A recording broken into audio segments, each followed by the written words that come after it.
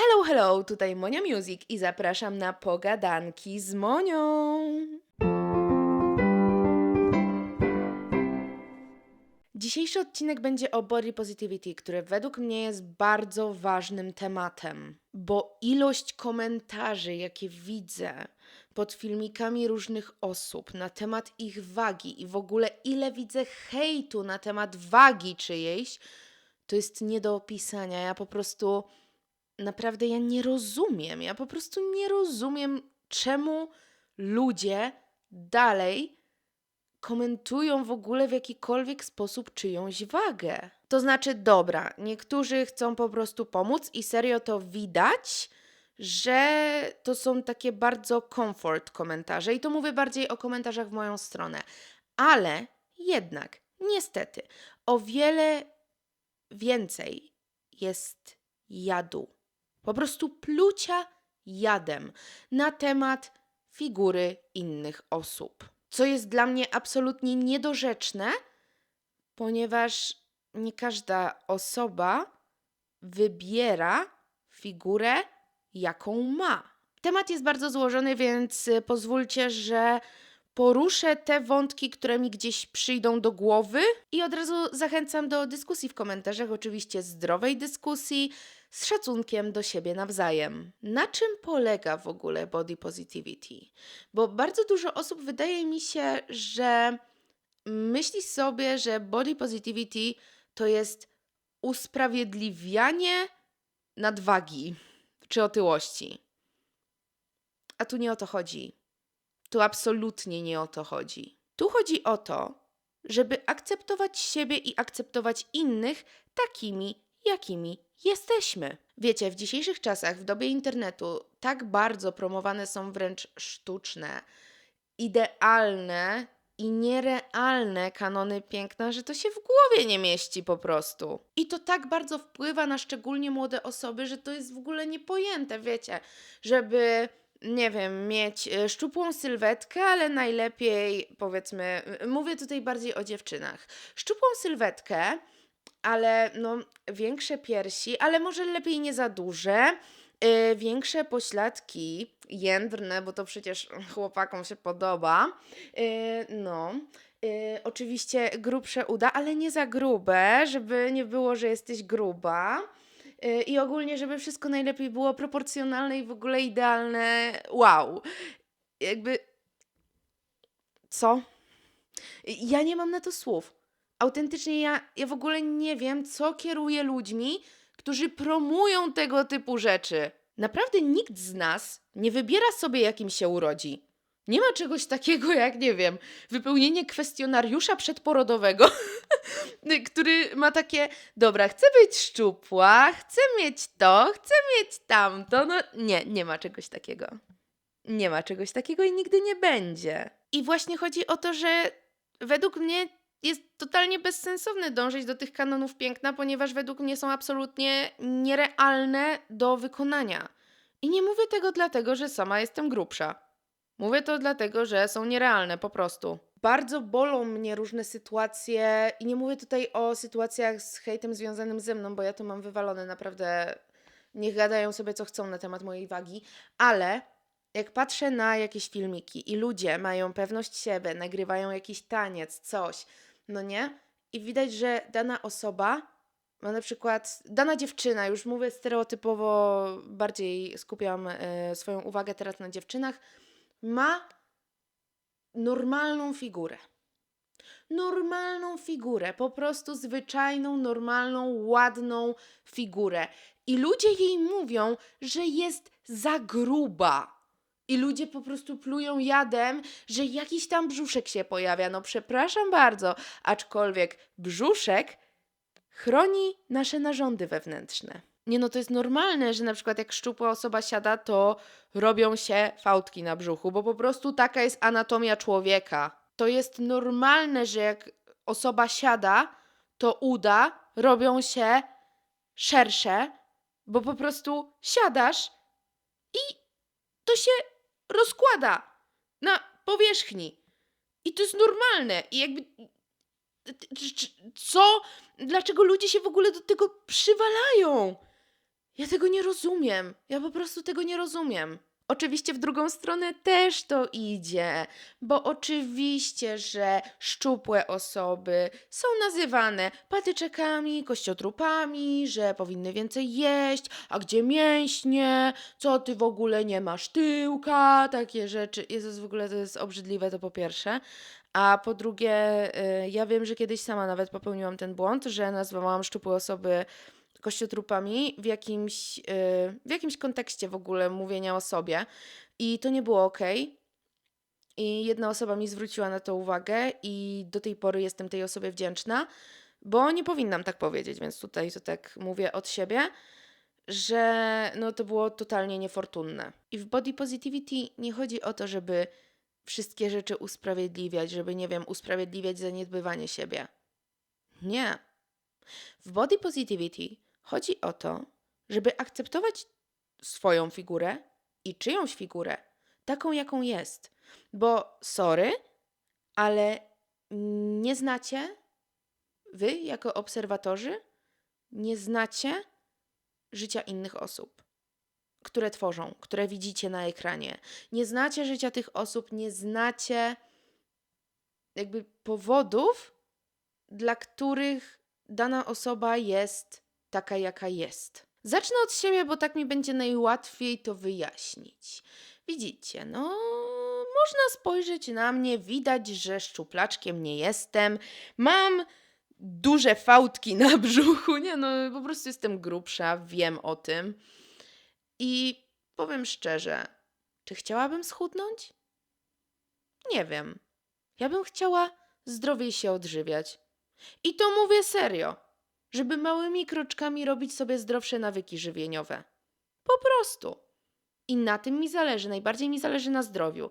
A to, czy ja schudnę dzięki temu, czy nie, to już jest drugorzędna kwestia. I ja mam taką figurę, a nie inną, ze względu na moje przejścia z jedzeniem.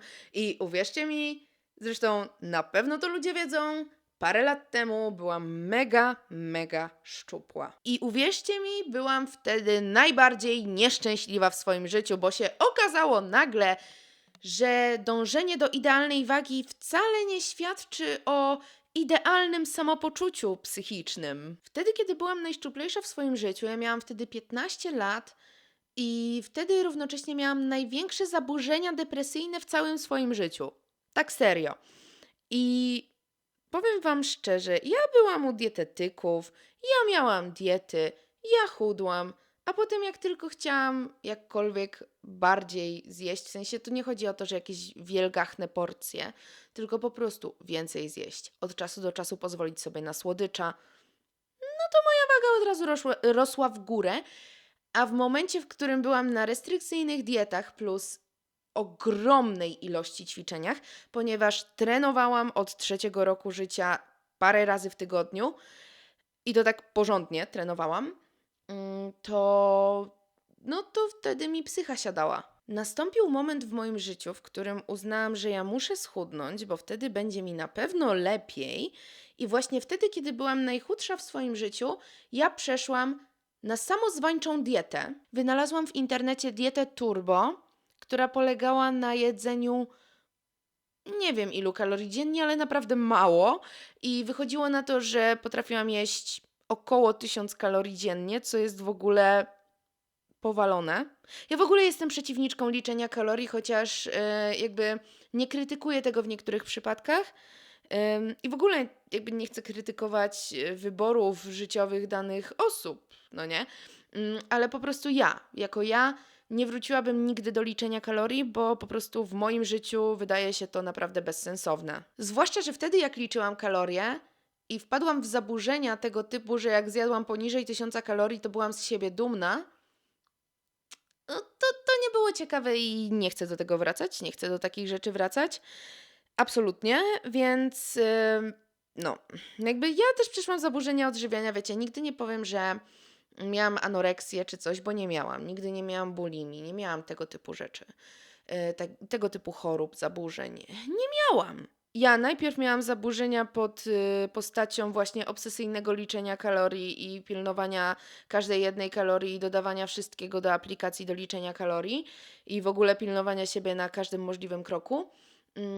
A później nadszedł COVID i było kompulsywne objadanie się i też chcę, żebyście wiedzieli, że właśnie nie tylko anoreksja i bulimia to są zaburzenia odżywiania. Zaburzenia odżywiania to jest tak szeroka w ogóle kategoria, że nie da się wszystkiego nazwać po imieniu. Jeżeli ktoś czuje, że ma niezdrową relację z jedzeniem, to nie musi jej klasyfikować do czegokolwiek. Po prostu jest to swego rodzaju zaburzenie, nad którym warto popracować. Tylko że wiecie, zaburzenia odżywiania to nie są zaburzenia jedzenia, tylko zaburzenia psychiczne. To jest wszystko tak naprawdę, centrum jest w głowie. Dlatego tak bardzo wkurza mnie fakt, że ludzie nawet o tym nie myślą, patrząc na inną osobę. Nie myślą, że jak napiszą jakiś komentarz, to mogą tych ludzi zranić. Albo jeszcze gorsze sytuacje, że celowo chcą zranić, żeby podnieść swoją wartość. Co jest już absolutnie nienormalne i dla mnie to jest po prostu żenujące. I ja w ogóle teraz już nie wchodzę w to, że są tak nierealne kanony piękna, że niektórzy komentują bardzo złymi komentarzami i w ogóle pokręconymi komentarzami, żeby nie powiedzieć gorzej, osoby, które są naprawdę naturalnie zdrowe. Przynajmniej z wyglądu, że to jest normalna figura. Ja wchodzę w to, że społeczeństwo bardzo często myśli zero-jedynkowo i jak widzą grubszą osobę, to mają od razu komentarze w stylu: o, za dużo je, o, co, nie chce się iść na siłownię, a jak widzą chudszą osobę, to mają takie: o, anoreksja, weź trochę przytyj, wyglądasz jak jakiś patyczak i nie ma nic pomiędzy. Nie ma nic pomiędzy. Wiecie, ile może być różnych sytuacji, dla których dana osoba wygląda tak, a nie inaczej? Powiem więcej. Wiecie, że na przykład grubsza z pozoru osoba może mieć anoreksję? Bo anoreksja to nie jest waga. Anoreksja to jest właśnie zaburzenie psychiczne. Więc w momencie, w którym dana osoba zaczyna się głodzić i wygląda nawet zdrowo, albo nawet powiedzmy tak jak ja, ale się głodzi, to mogą być początki anoreksji. Wow! Może niektórym rozwaliłam tym stwierdzeniem mózg? No, pewnie tak. Bo społeczeństwo myśli bardzo zero-jedynkowo. I jeżeli chodzi o mnie, to ja już po tych wszystkich przejściach z dietami, niedietami, z zaburzeniami, z tym, że po prostu bardzo ciężko mi było zawsze schudnąć, a jak już schudłam, to od razu był efekt jojo i w ogóle takie. W pewnym momencie byłam bardzo napuchnięta, bo prawie nic nie piłam, bo się bałam dużo pić, różne takie rzeczy. No to jakby w tym momencie ja patrzę na siebie, nawet w tej kamerze. Teraz jestem tutaj przed kamerą, to na YouTubie ludzie widzą, na Spotify'u ludzie słyszą tylko mój głos, ale sobie nagrywam ten filmik przed kamerą. Siedzę sobie, patrzę na siebie i mam takie: no ok, tu mam fałdkę, tam mam fałdkę, no ale ja jestem piękna, ja się czuję piękna. That's it. W ogóle zacznijmy od tego, że waga nie definiuje piękna. Bo piękno to jest pojęcie względne. Autentycznie. Niektórym mogą się podobać chudsi, niektórym grubsi, niektórym mogą się podobać, nie wiem, grubsze uda, niektórym chudsze uda. I to jest absolutnie normalne. Że to nie jest tak, że ktoś jest brzydki. Każdy z nas jest piękny, bo piękno to pojęcie względne, a najpiękniejsze piękno kryje się w środku, w nas, w naszym sercu, w naszym charakterze. Przynajmniej to jest moja opinia. I jakby I don't care if you don't agree with me. Chciałam przejść do tego, bo chyba nie dokończyłam wątku, że po prostu ja już mam wywalone. Że ja jestem świadoma swojej drogi, ja jestem świadoma tego, jak bardzo musiałam tak naprawdę cisnąć i z treningami, i ze wszystkim, i z tymi drastycznymi dietami, żeby w ogóle jakkolwiek schudnąć.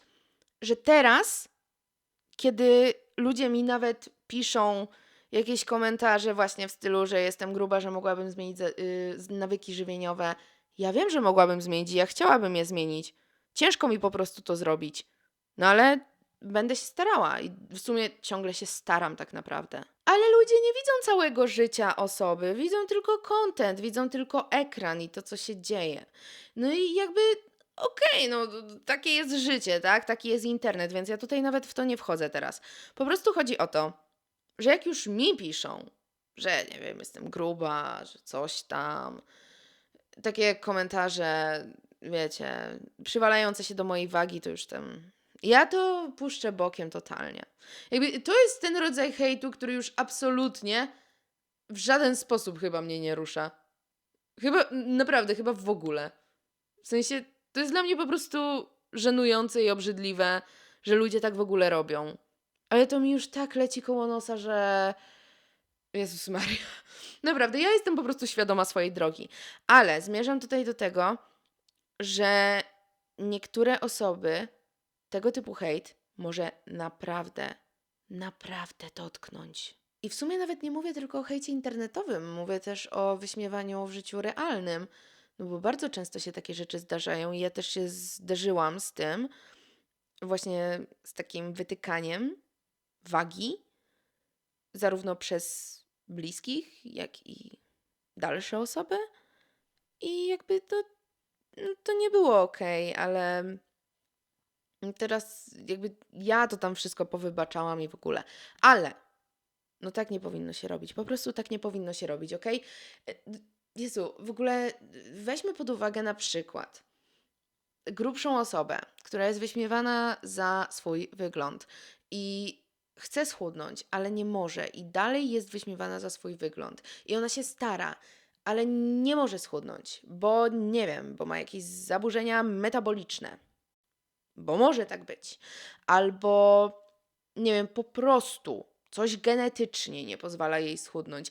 Nie wiem, ja nie jestem dietetykiem, nie jestem lekarzem, więc ja aż tak w ten temat nie wejdę, żeby wyjaśnić, jak organizmy danych osób funkcjonują. Mogę powiedzieć, że dana osoba może się bardzo starać schudnąć, ale nie móc z jakiegoś powodu schudnąć, a dalej jest wyśmiewana za swoją wagę, bo nikt nie widzi całych starań i nikt nie widzi całej drogi. Każdy tylko patrzy na to, że ta osoba dalej jest gruba. I to może doprowadzić do potężnych zaburzeń psychicznych, nie tylko zaburzeń odżywiania, ale też zaburzeń depresyjnych, do myśli samobójczych wręcz.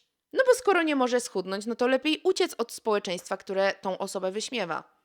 To jest naprawdę prosty schemat. Bo osoba jest izolowana, potem sama z siebie się izoluje, bo nie chce już spędzać z ludźmi czasu. Jest wykluczona społecznie, a to prowadzi do zaburzeń psychicznych. Typu właśnie zaburzenia depresyjne. W ogóle ile się mówi tak naprawdę o wzroście samobójstw, zwłaszcza wśród młodych, spowodowany przez hejt. Mnie to tak wkurza i ja wiem, że to jest zupełnie już inny temat i to jest bardzo potężny temat, ale bardzo dużo hejtu jest właśnie na temat wagi, a jednak młode osoby, które się rozwijają, które dojrzewają, których ciało się zmienia, są bardzo podatne na ten hejt i też hormony buzują, więc bardzo ich to rusza. To są młode osoby, które dopiero uczą się życia. Uczą się reagować na takie sytuacje, więc też nie dziwi mnie to, że to ich po prostu rusza. I wiecie, na przykład to samo może się wydarzyć w kontekście powiedzmy chłopaka, bo to oczywiście przecież body positivity tyczy się wszystkich ludzi, a nie tylko jednej płci, okej? Więc powiedzmy, że jest chłopak, który jest bardzo, bardzo szczupły i jest wyśmiewany przez kolegów, że dalej nie ma mięśni, że to, że tamto. Ćwiczy na siłowni, ale wychodzi na to, że na przykład ma jakieś, nie wiem, też genetyczne predyspozycje, że nie jest w stanie tych mięśni wyrobić. Je więcej, stara się, jest na dietach różnych i chce też jakoś przytyć, jakoś właśnie wyrobić sobie masę mięśniową. Nie może. I ludzie nie widzą starań. Ludzie widzą tylko to, że ta osoba dalej jest, w cudzysłowie, kościotrupem. I taka osoba też może się załamać. Oczywiście, że tak. Wiecie, do tego jest tyle chorób, które powodują zaburzenia wagi u różnych ludzi, że to jest niepojęte.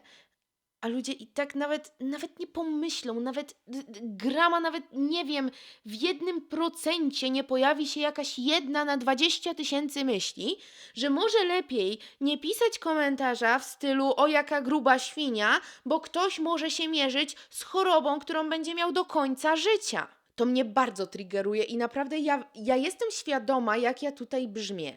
Ja brzmię na naprawdę wkurzoną, bo jestem naprawdę wkurzona, jak o tym myślę. I naprawdę tu nie chodzi o mnie. Naprawdę ja sobie poradzę. Ja po prostu jestem przerażona tym, jak bardzo ludzie traktują czyjąś wagę jako obiekt do w ogóle jakiegokolwiek komentowania. I nie wiem, bardzo dużo osób też myśli, że body positivity to jest po prostu promowanie otyłości. Wcale, że nie. Nigdy w życiu nie promowałabym tego, żeby, nie wiem, się objadać ciągle. No nie. Nie promowałabym tego ja i myślę, że nikt zdrowo myślący w nurcie body positivity nie promowałby tego, żeby się objadać i żeby doprowadzać siebie do otyłości. Dla mnie to też jest chore. To nie o to chodzi. I nigdy w życiu nie będę też wspierać tego, jak ktoś sam z siebie doprowadza siebie do takiego stanu, w jakim jest. Że po prostu ma wszystko gdzieś. Nie będę tego wspierać i myślę, że wiele osób nie będzie tego wspierać. Ale jeżeli ta osoba, która na pierwszy rzut oka wygląda na chorobliwie otyłą, tak naprawdę odżywia się w miarę normalnie, nie mówię, że jakoś zdrowo, ale w miarę normalnie, że nie je ciągle fast foodów, że nie traktuje siebie jak śmietnik i inne takie, to jak najbardziej czemu tą osobę hejtować? Ona po prostu jest jaka jest. Można brać leki, które powodują wzrost lub spadek wagi. Można mieć choroby, które powodują wzrost lub spadek wagi. Niektórzy rodzą się, nie wiem, z szerszą budową ciała, że w szerokości szerzej. Niektórzy mają węziej. Niektórzy mają wąską talię, niektórzy nie mają wcięcia w talii. I to jest absolutnie naturalne. Naprawdę, nie wiem, ja bym chciała, to jest nierealne, ale ja bym kiedyś chciała, żeby społeczeństwo doszło do momentu, w którym nie będziemy nawzajem analizować tego, jak ktoś wygląda. Po prostu jedno po drugim. Naprawdę, już w ogóle dla mnie to zaczęło się w ogóle jazda w momencie, w którym wymyślono coś takiego jak hip dips. W sensie może są hip dips, ale ja wiem, że niektórzy mają, niektórzy nie mają, ale dosłownie to jest tak naprawdę takie, nie wiem, szukanie dziury w całym tak naprawdę. Nie wiem, w sensie ludzie dopatrują się w ciele człowieka jakichś nowych, nie wiem, ułożeń ciała, zaczynają to nazywać, przez co inne osoby zaczynają mieć kompleksy, że to mają bądź nie mają. To jest tak absurdalne, że naprawdę tego nie rozumiem. Ja nie wiem, kiedy ludzie zrozumieją, że w ogóle waga nie świadczy o życiu danego człowieka, w sensie, że jeżeli ktoś jest grubszy, na przykład jak ja, czy jest bardzo szczupły, to nie znaczy od razu, że jest chory na coś.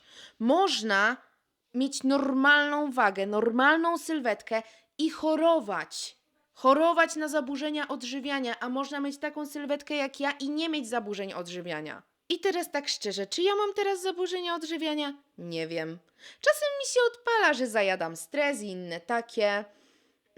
I nie chciałabym tego robić, ale ogólnie to staram się jakoś tak, normalnie się odżywiać. I ja wiem, że to nie jest absolutnie idealne i że jem mało warzyw i owoców i chciałabym jeść więcej. Absolutnie, ja się z tym zgadzam.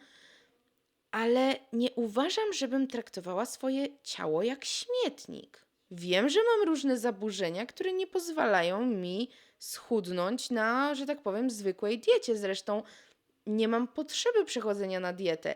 I tak naprawdę ludzi nie powinno to w ogóle interesować. Tak samo jak inni wstawiają jakieś filmiki do internetu, czy po prostu sobie żyją, to osoby, według nich, powinny mieć gdzieś, co ta osoba robi ze swoim życiem. No chyba, że sama siebie świadomie krzywdzi. W innych przypadkach mam gdzieś.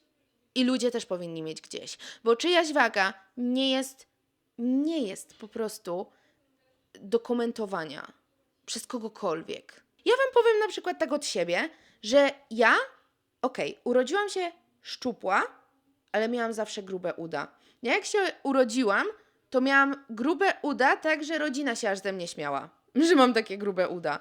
I jakby to jest dla mnie też śmieszne, ale ja wiem, że to jest po prostu genetyczne, że jakby taka już byłam. Od urodzenia, dosłownie od urodzenia. I co? I wiecie co? Kiedyś to był mój kompleks. Kiedyś te grube uda to był mój tak ogromny kompleks, że to jest w ogóle hit. A teraz ja patrzę na te uda i mam takie, fajne, tak. Nie, serio, no kurde, ja mam grube uda i one są jeszcze do tego wyćwiczone, jak ja tyle lat tańczyłam. One mi teraz pomagają dalej tańczyć, pracować, dalej na scenie być i w ogóle, wiecie, no pracuję jako aktorka, ja też pracuję ciałem. One pozwalają mi dobrze żyć, chodzić, skakać wysoko. Jejku, czemu miałabym się z nich nie cieszyć? Naprawdę, ja wiem, że łatwo powiedzieć, nie wpadajcie w kompleksy. Ja po prostu chcę wam powiedzieć, że nawet jeżeli ktoś was obraża ze względu na waszą wagę, czy ze względu na wasze jakieś, nie wiem, elementy ciała, że tak to nazwę, to w ogóle naprawdę starajcie się mieć to gdzieś, bo się o wiele łatwiej żyje. Absolutnie. I ja wiem, że to boli czasem i to ma prawo zaboleć i macie prawo być z tego powodu smutni, źli i tak dalej.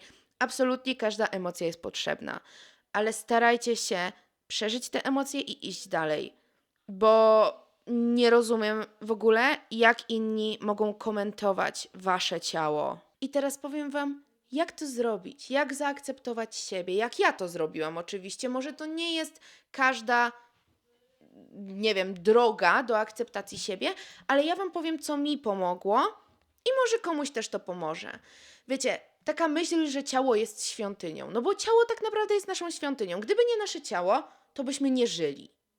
To byśmy nie mieli tego daru życia i chodzenia po tej planecie. Ale to jest ogólna myśl. Nie wiem, pomyślcie teraz o swoich kompleksach, największych związanych z ciałem. I spróbujcie zrobić to, co ja, na bazie moich przeszłych kompleksów. Kiedyś moim kompleksem był duży nos. Że ja mam duży nos. Ale ten nos, on jest mój. I nikt inny takiego nie ma. A do tego ten nos pozwala mi czuć przepiękne zapachy. Gdyby nie ten nos, nie czułabym pięknej woni kwiatów, jedzenia, które tak pysznie pachnie, jak sobie na przykład ugotuję makaron bolognese. To on jest tak aromatyczny i tak lubię go wąchać.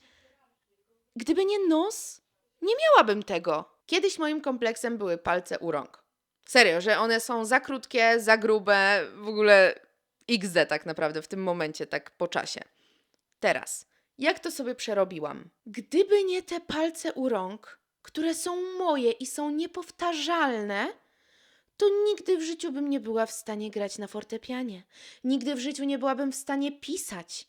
Czy to na kartce, czy to na komputerze. Nie byłabym w stanie trzymać tego mikrofonu, na który nagrywam mój głos do tego podcastu. Nie byłabym w stanie, nie wiem, podnieść z chodnika liścia takiego pięknego, brązowo-czerwono-żółtego, który spadł akurat jesienią z drzewa. Kolejny mój kompleks. Szerokie ramiona. Serio, ja miałam kiedyś taki kompleks, że ja mam tak szeroką postawę. Ja się bałam chodzić w rzeczach na ramionczka. A teraz to na luzie se chodzę w rzeczach na ramionczka, ja mam wywalone. I co? Gdyby nie moje ramiona, to nie mogłabym ruszać ładnie rękami, które też kiedyś uważałam za zbyt grube. A przecież ja dzięki tej mojej postawie też jestem tutaj wyćwiczona. Pięknie tańczę. Mogę gestykulować teraz na scenie, w mojej pracy. Nasze ciało to nasza świątynia i żaden element naszego ciała nie jest powtarzalny. Jesteśmy wyjątkowi tacy, jacy jesteśmy, bo każdy z nas jest inny. Każdy z nas jest indywidualną jednostką, która jest absolutnie niepowtarzalna na tym świecie. I dlatego właśnie jesteśmy wyjątkowi. I to, że ktoś nam napisze, że nie wiem, mamy za grube nogi, nieważne. Te nogi nam służą do chodzenia, to są nasze nogi, nikt innych takich nie ma, no. Serio, może nie jestem ekspertem, nie jestem lekarzem, nie jestem psychologiem, nie jestem dietetykiem, nie jestem, nie wiem, psychiatrą. Nie jestem absolutnie.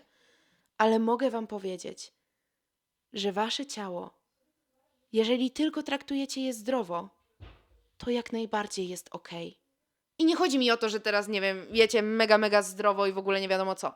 Jeżeli nie traktujecie swojego ciała jak śmietnik i staracie się o to ciało dbać, to jest okej. Niezależnie od tego, co ludzie powiedzą, niezależnie od tego, co mówią nierealne kanony piękna. Jesteście wyjątkowi tacy, jacy jesteście. Po prostu o tym pamiętajcie. Trzymajcie się. Love you so much.